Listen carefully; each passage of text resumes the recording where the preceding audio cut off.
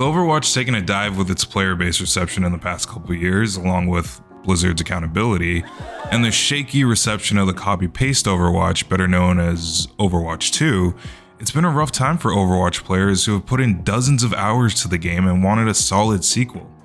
Plenty of casual Overwatch players like myself have began to check out other hero shooters that scratch that Overwatch itch.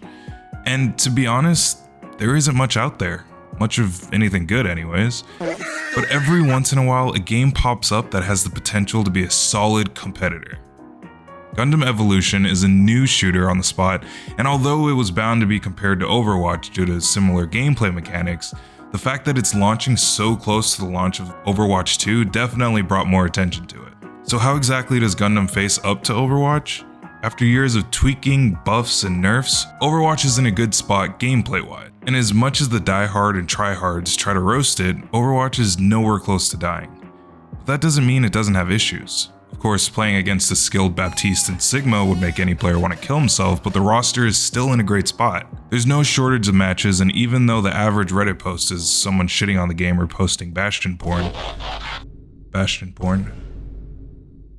Winston porn. But how does Gundam Evolution match up at this point of its life?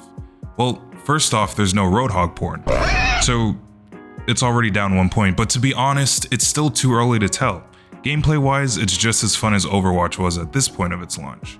The roster has a solid balance of characters, and the gameplay is a bit slower in some ways, but I mean, you're a giant robot, so I don't really know what the Steam reviewers expected.